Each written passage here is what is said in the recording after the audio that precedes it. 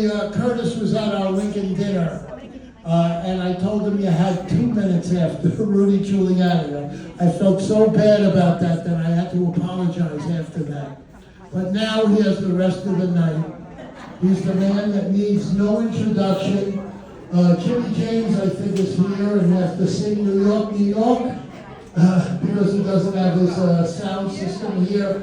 But let's give it up for Curtis Sliwa, the mayor of New York City.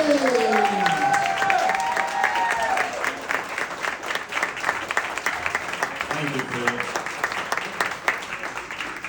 I wouldn't mind giving the microphone to Henry Ike here. He was right there. You want to give him 30 minutes running against Donovan Richards. In fact, Henry will be with you protesting that lithium-ion battery warehouse that they are putting on Linden Boulevard and 180th Street. That's 10 o'clock in the morning on Saturday. Rain, snow, sleet, or shine. And these are spreading all throughout the outer boroughs. For many people, they don't know what this is. A lithium-ion battery warehouse. These are not just the lithium-ion batteries that you see on the e-bikes or the scooters or even on the Teslas. By the way, what is Elon Musk's opinion at this moment with Donald Trump? Changes by every 30 minutes. And those are hard enough to put out when they go on fire. You notice the fire department will take sometimes 2-3 hours just to put those fires out. The electric battery in a Tesla may take as many as 5 or 6. Can you imagine a whole warehouse of huge lithium-ion batteries from Red China? So if there's any leakage, there's any fire, they did a special on this on 60 Minutes. I suggest you go online, you see on YouTube. There have been 40 of these fires, mostly in California. There is no way to put out the fires, none. They have to burn themselves out. It takes anywhere from 4, 5, 6 days. Fire department has no way to put them out. Hydrochloric acid, a plume, in an 8 square mile radius, hangs over the neighborhood. There has to be a forced evacuation. It's almost like a mini Chernobyl, a mini 9/11. And then eventually you're given the green light to return, but your property values, that's it, shot. And who the hell would want to return to an area like that nobody wants to live in? And yet they're able to do that because of the city of yes. So many people fell asleep on what this mayor, Eric Adams, swagger man with no plan and no party, I might add. And by the way, I welcomed him into a Republican primary. You know, he's been playing footsie with Republicans. You know, maybe I'll be a Republican. Come on in. Come on in. You get a Wilson Pakula. The chairman will get a call from the White House from Mar-a-Lago. Yeah, put our homie in there, Eric Adams. You know, he's on Team Righteousness now. You never know with this guy. One minute it was the Biden in Brooklyn. Now all of a sudden he's a MAGA man. He is whatever he needs to be to stay out of jail. But remember, I said to him, I said, come on in. Let's have a primary. And then Washington did some basic polling in the outer boroughs where all the Republicans are now, because they're very few in Manhattan. And by 90-10, I would have crushed this guy. And rightfully so, because he's a fake, phony, fraudulent fugazi. And he is de Blasio 2.0. Look at the mess we're in. The three amigos of chaos and corruption. De Blasio, Andy Cuomo, now trying to resurrect himself. And Eric Adams. And if you saw that debate last night, 2 hours, 1 hour on TV time, the other hour on streaming. The first hour, I didn't hear any ideas or solutions to the problems that all of them got us into. And then the second hour, they were blaming everything on Trump. Garbage is not picked up. It's Donald Trump. Crime is up. Donald Trump. Everything conceivably plaguing the city, and all of them were taking turns. Oh, it's Donald Trump, and I'll stand up to him. And then there was Andy Cuomo there, saying, I'll take on the president. Man, this guy fled Albany. Remember, he headed to the Hamptons because he feared impeachment, because if he were impeached, he'd never be able to run for office again. Like Napoleon fleeing to the island of Elba. If you couldn't tell, when I was watching this last night, how I was itching to get up on that stage, because we'll have 2 debates in October before the final vote in November. I will eviscerate these guys. Andy Cuomo, Swagger Man with a plan, Zorhan, Mondami. Oh my God. And now he has the endorsement of AOC, all our crazy Alexander Ocasio-Cortez, leader of the Socialists of America. So there'll probably be 4 of us in the general election, maybe 5. But that's good, because I start out with 30%. Remember, I don't lose people. I doubt any of them are going to be leaving me to vote for Zorhan or Eric Adams or Andy Cuomo. So if I get it up to 35%, you're pretty good at math, Phil. 4 or 5 candidates, I get 35%. Who's the next mayor of the city of New York? That means I will have Phil Orenstein up there when I'm being sworn in as my personal bodyguard to keep crackhead parties away from us. You know she's going to be there. That's right. You know she's going to be there. Well, let's get back to the city of yes. The city of yes is a complete catastrophe. What it means is, and this was pushed through by Eric Adams the day after he beat me in the last election in 2021, and the developers, and the real estate interests, and the socialists, an unlikely cabal. What it means is they don't have to go to a community board anymore when they want to do something. They don't have to go to the elected city council person. They can do it. There's no zoning. There are no restrictions. So number 1, when I'm mayor on January 1st of 2026, first thing we're going to do, because you're going to be up there, you're going to be the sergeant of arms, Phil. Sergeant of arms. We are going to first have all of those who lost their jobs who were not vaccinated up on that stage. Now, some of them may not want to come back because they've had to leave, they've had to move out, they've lost everything in their lives. We're going to make sure they're honored that day. I don't need to be honored. Phil doesn't need to be honored and recognized. His job is to keep crackhead Barney away that day. But we're going to ask all those folks who have been devastated and destroyed, who were our heroes during the lockdown and pandemic. Every night we came out, remember, 7 o'clock with the pots and pans and whistles, and we applauded them, and rightfully so. And we turned them into zeros. First it was de Blasio, and then it was Eric Adams. And Eric Adams has been vicious and vindictive ever since. But he made exemptions for Kyrie Irving of the Brooklyn Nets, the biggest anti-Semite in all of the NBA. And of course, Aaron Judge. I'm a Yankee fan, but Aaron Judge did not get vaccinated. You know, they didn't want that out there. But hey, Aaron Judge, you got to let him play, right? But everybody else who's working, who's a loyal civil servant, a patriot, they all got put on the side. Their lives were destroyed. And here we are, how many years after? 4, almost 4. And we haven't made them whole yet. Yes. So I can assure you, day 1 will be dedicated not to my inauguration, but rather to making them whole again, whether they want to return or not, all back pay, all benefits, and more important, the recognition and attention as heroes they deserve, because they're never going to be zeros again. And I will take the time to chastise Conrad Bill de Blasio, the part-time mayor, the dope from Park Slope, and his grifter wife, Charlene, who stole $1.5 billion over 5 years for a fake program called Thrive that was supposed to care for the poor, emotionally disturbed persons and did absolutely nothing. And obviously Cuomo, who kept that going, and Eric Adams, who made it personal, and Kathy Hochul, and she is Hochul because she's full of nonsense. That's number 1. Number 2, I'll have the ability to repeal the city of yes, but that doesn't mean that's where it ends.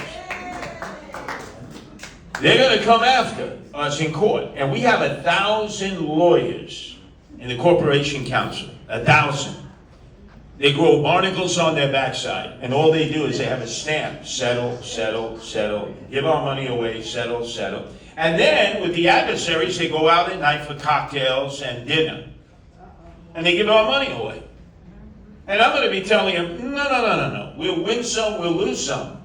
But we're going to fight every one of these cases. We're going to show that we're going to save the outer boroughs. We're going to save the residential areas because the city of yes gives them a right to come in on a residential block. 1, 2, 3, 4 family homes. And the developer can say, I'm going to give you the value of your home. But you have no choice. You got to get out. We're putting up a 40-story apartment building, by the way, with no parking. Now, what are you going to do with all those cars? Well, figure it out. Go park in the streets. Because they don't want people to have cars.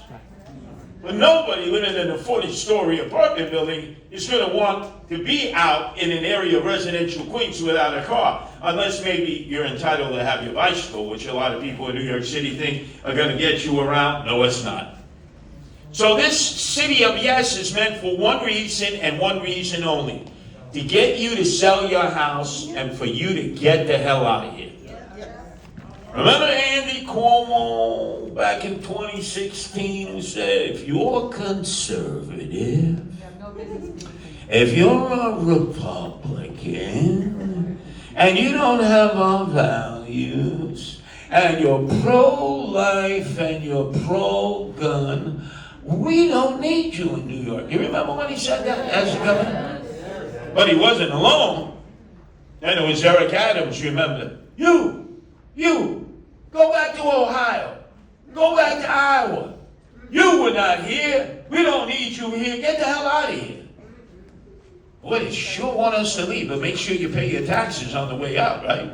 With them, you got to pay your taxes from the cradle to the grave. And then Kathy Hochul. What a piece of work she was when Lee Zeldin won the gubernatorial primary, remember? And first thing she said, if you supported Trump, Zeldin, Molinaro, you get on that bus, you go to Florida, and you don't come back, and you get the hell out of here. And on the way back, make sure you bring some illegal aliens from Florida so that we can, put them up at $400 a night and put them at the migrant shelter there in Creedmoor.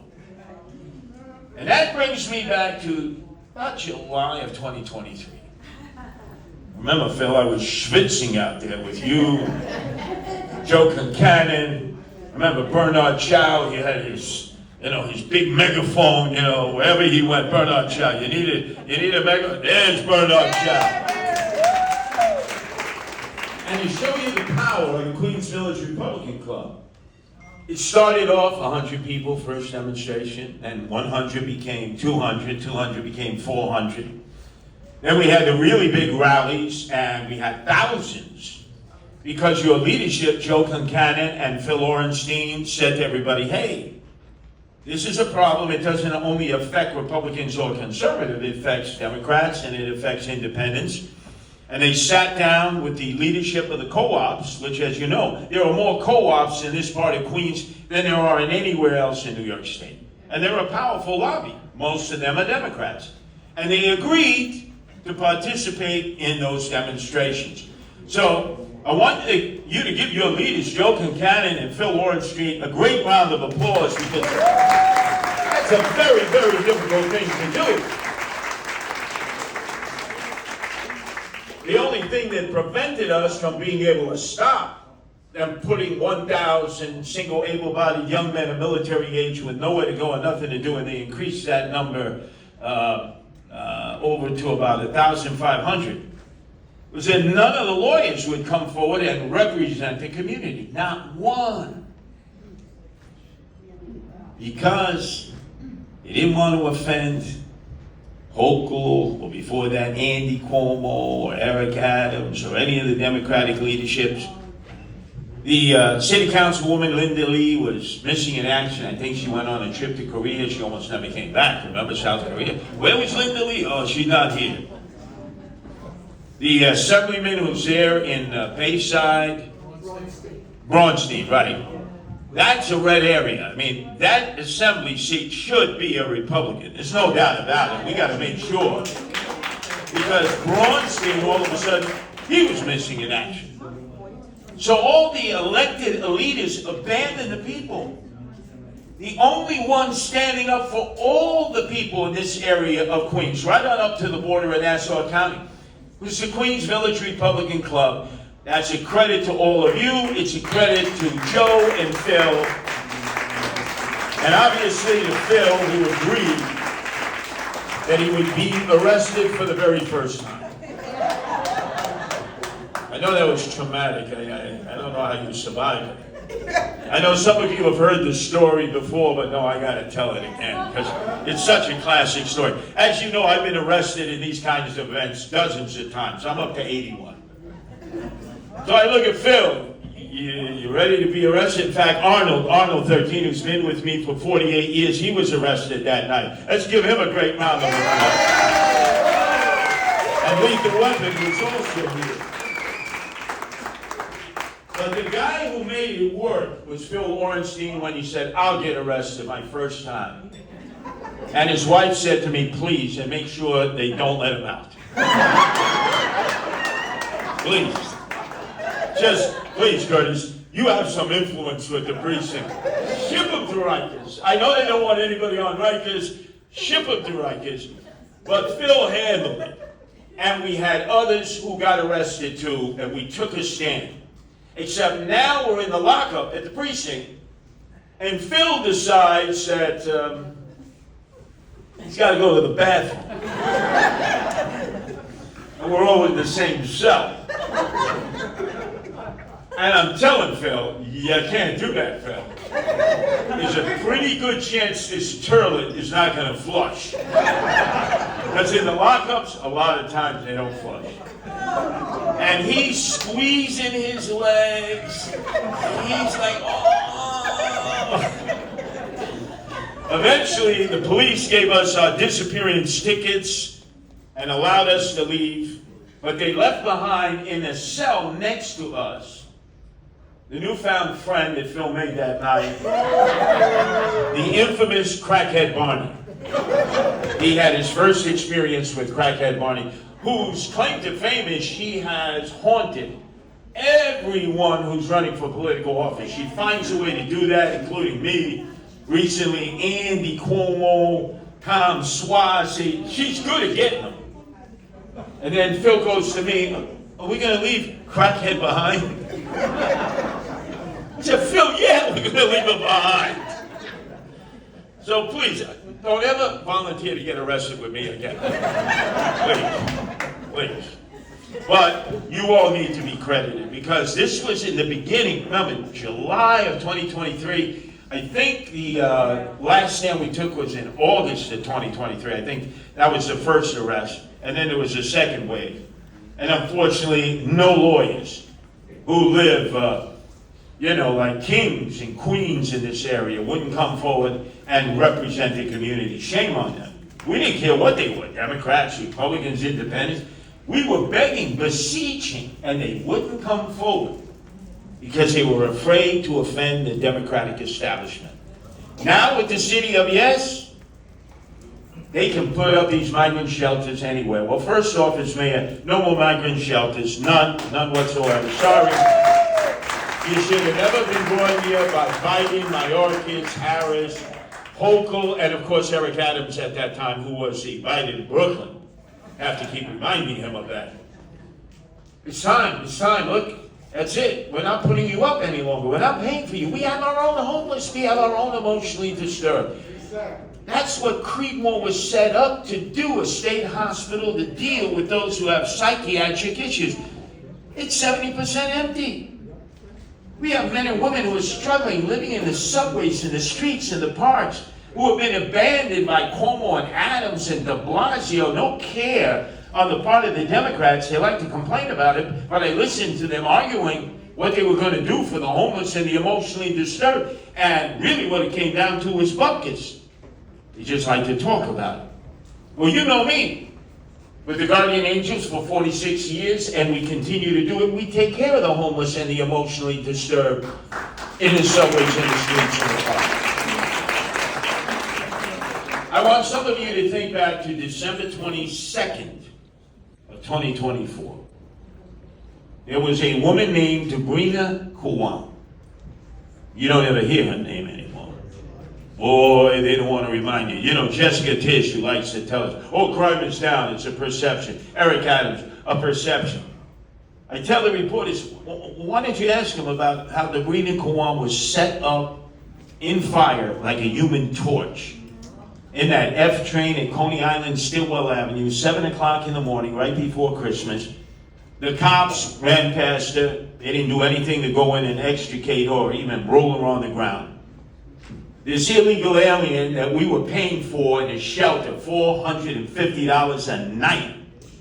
Samaritan Village. I thought Samaritan Village takes care of those with drug or alcohol problems, but they got their beak in the trough because the biggest business to get involved with, remember, was housing migrants. Oh, the contracts and the kickbacks. So he's staying there at our expense. He's riding the trains. He sees Debrina Kwan, who is a young woman from Toms River, New Jersey. She was voted Miss Popularity of her high school. She worked at a nearby Pancake House Perkins. She got other young people jobs there. She was living the all-American life. She was a suburban girl. And then she went to get a job in Atlantic City, and something happened. She began to deteriorate. And slowly but surely, she was slipping into the abyss. And then one day, as she's being tortured, she decides to go back to the home of her mother and father in Toms River. And she's struggling down the block. She remembers where it is. She knocks on the door, and it's not her mother and father, it's another woman and her husband who were living in the house, who had just recently bought the house, just 2 months before.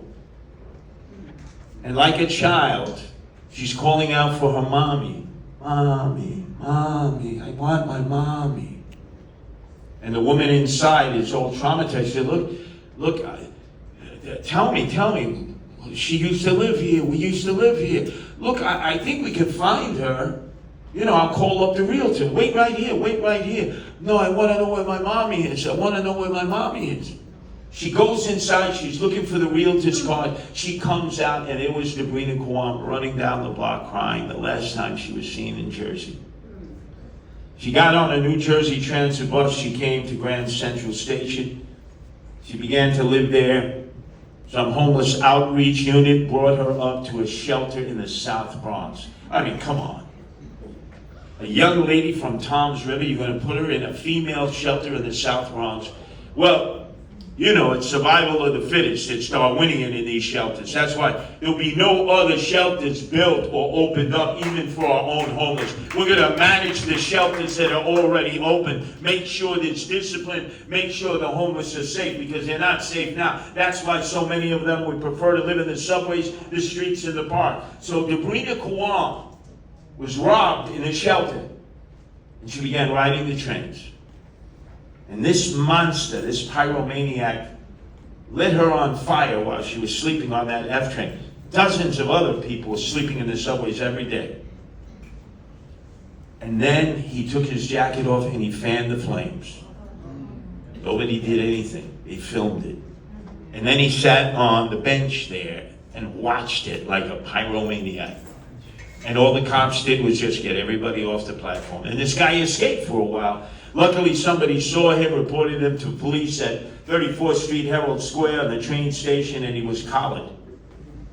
Another illegal alien. Oh, thank you, Joe Biden. Thank you, Harris. Thank you, Mayorkas. Thank you, the Joe Biden of Brooklyn, Eric Adams, and Hochul. Notice they haven't mentioned her name since. They never invited her family members. They never sat down and spoke with them. They wanted Etch-a-Sketch, make this go away. I've asked the police department, Jessica Tisch, are you going to do anything? You're going to do anything? Well, what are you talking about? Debrina Kwan. Nothing. Then another recent incident to show you how bad it is, because they're telling you, oh, it's your perception. It's your perception. Whitehall Street. How many of you have ever been on the platform at Whitehall Street for the R train? Very busy, a lot of tourists. It's not far from the Staten Island ferry, and catching the ferry over to the Statue of Liberty. There's a man, he's on the train.